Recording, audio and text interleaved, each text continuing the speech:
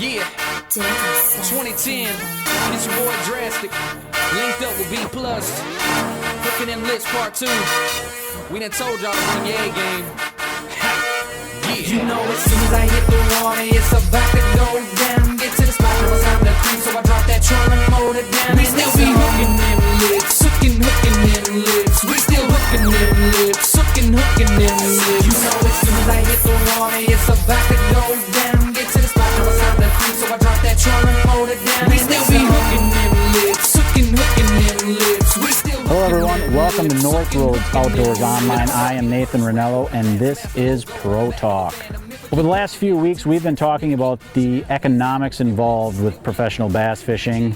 Well, this week we're going to switch gears. We're going to talk a little bit more about some of the stories that these guys have of how they got to where they are, the decisions that they made, and basically the stories of how they got to be where they are today. All my buddies are doctors. I was put off going to med school. I went to graduate school because I was trying to figure out how to give pro fishing a shot before I went out. Because once you go to med school, you're in there. I mean, You're done. Yeah, you really not probably a good business to drop out of medical school. I was getting a master's in biomedical science. You know, just helping the cause a little bit, and basically trying to be a professional student. And I was working managing a restaurant, being a student, and trying to figure out how to be a pro fisherman and get a break. And it came along. Team partner and I won a year-end championship, won a brand new Skeeter bass boat. Off the races, said I got a boat to fish pro now, and here I am today. When it came to I got a boat to fish pro, mentally you felt you could handle it on the pro circuit, is that right? Well, everybody, a lot of people think, yeah, but I thought I could, and I wanted to give it a try. I mean, it's a dream. This is America, you know, follow your dream, follow your passion. And, you know, I wanted to give it a couple years and see. That's what anybody that has aspirations, you know, I had fished my way up and fished regional stuff and got to higher levels and had you know, some pretty good success. And I planned on giving it a couple years, and worked out really well, and I had a lot of success early on. I won a boat in my first pro tournament I ever fished. So I thought it was easy for a little bit, and then the reality hit, and it is tough, and there's learning. You got to learn. I'm still learning, but I tell people all the time, if you want to do it, you better love it and give it 110%, 24/7, because if you don't, all your competitors are, and they are monsters. When you first started, you know, you had to give it a shot. Did you have to financially back yourself? Yes. And talk us through that process of what it took you to actually gain sponsors to help afford you the ability to do it. Well, actually, I was one of the, and there's some guys out here that are the same way Steve Kennedy did it. I made enough winning tournaments to pay for my, I mean, I won enough money every year early on. Won some boats. Like I said, I was really fortunate and blessed, had some great finishes. I won enough to get by, and then I started getting some sponsors.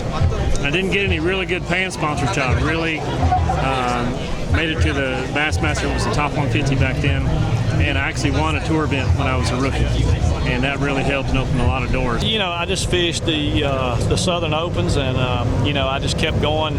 When I would qualify to move up, I would keep moving up. So I fished the Southern Opens, and I qualified to fish the Elite. So, you know, when I did qualify, I didn't know if I was ready or not, but I said, well, this may be my only shot. I'm going to take a chance, you know, and I took a chance. And now, you know, this is my 6th year on tour, and I made the Classic last year, and I'm going to try my hardest to make it this year. So, you know, my story's a little bit different than a lot of other guys.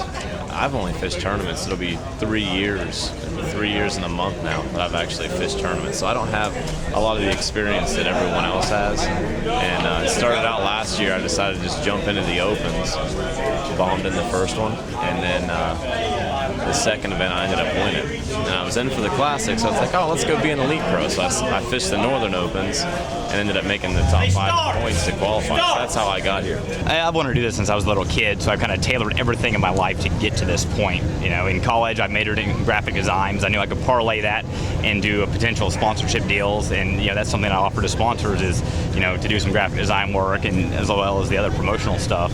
And then it was just a long road, basically, just going through the Opens, and you know, I finished second in the Central Opens in 2007 to qualify for the Classic that year at Hartwell and for the Elites, and you know, and that was all she wrote. But it was a lot of time and money just trying to get to this point, and you know, it's an interesting road for people that want to go into this field. I'm 27 years old now, and my road to becoming a pro started in an 8-foot kick boat, believe it or not.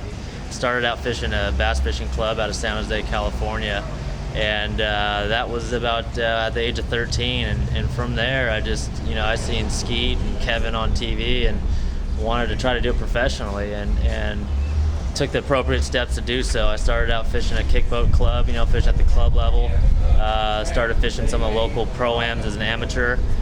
Worked my way all the way up to the Bassmaster Western Opens as an amateur. Fortunate enough to win an event with Jared Lintner, and won my first boat back in 2005. And from there, I started fishing all the pro-ams as a pro, and eventually worked my way all the way up to the Elite Series. And now that I'm here, I'm trying to stay. I got back in '97. I went to the Bassmaster Classic weigh-in, and there was these Federation guys weighing in, and they was kind of dressed different, wasn't as fancy, so it was kind of pretty obvious who they were. And I asked a buddy of mine, I said, how did he get in this tournament? And he said, well, he joined the bass club, made the state team, made it through the divisional to the national, and made the classic. And I said, so basically, if you beat 50,000 people, you can fish in the classic through the Federation. And he said, yeah, that's about what it amounts to. So I said, well, that's impossible. I would never do that. And then, like the next year, he called me. He said, you gonna fish the Federation? I said, sure, why not? Made the Southern Division, made the national. Next year, the Southern Division national. Next year, the same to the classic. So I made the classic in 2002 through the Federation. And so I knew it was possible. Then I kind of got to fishing all the local stuff around the house, and all. And I decided I want to go back to the classic again. So I started fishing the Federation again, and won me a qualifier. Went and finished second in the Southern Division, and won the national, went to the classic. And when I won the national, being that I had a Triton and Mercury package, I got a $50,000 bonus. So with a $50,000 bonus, I just paid my entry fees to fish the Elite. So it's all worked out pretty good so far. It's my second top 12 and 6 tournaments, so I'm pretty excited about that. Well, it's nice to see from that there's a lot of different options if you do want to be pro on how to get there. The one thing I think you can take from that is that they all wanted to be pro. They all had that in their mind that at some point I'm going to be pro and I need to take steps to get there. Some took the Federation route, some worked through their local tournaments and worked their way up through opens and stuff like that. But either way, they had it, their mindset, I want to be a pro. Next week's show, we're going to talk a little bit about tournament strategy. These guys have to make decisions on the water as far as making the classic. Do they fish for wins, or are they trying to fish for points? Are they trying to make checks? What's the best strategy as a professional to make yourself known in the sport, to stand out in the sport? That's next week, guys, on Pro Talk. Thanks for watching. We hope to see you back here next week. Being single on the tour, do you have groupies that follow you around on these tours? Oh, man. Do you get that? Can I name names? I wish. Yeah, you can. No, Tennessee was good to me. Tennessee was good to me. That a boy. Yeah. Who's better, biffle flipping or Rojas bed fishing? Biffle flipping. How about Martins with a drop shot or Brower with a jig? Woo, that's a tough one. I'm gonna say Brower with a jig. What do you like better, swindle speak or crochet speak? Swindle. Who's better, KVD with a crankbait or Nate Wellman with the wad of $100 bills? I think we know the answer to that. Just kidding. Just playing. KVD, that's a good one. I like that, boys. Appreciate it. I like that a lot. You guys are awesome, man. Cool. Hey, thanks, dude. Absolutely. Thanks for talking with us. See you guys.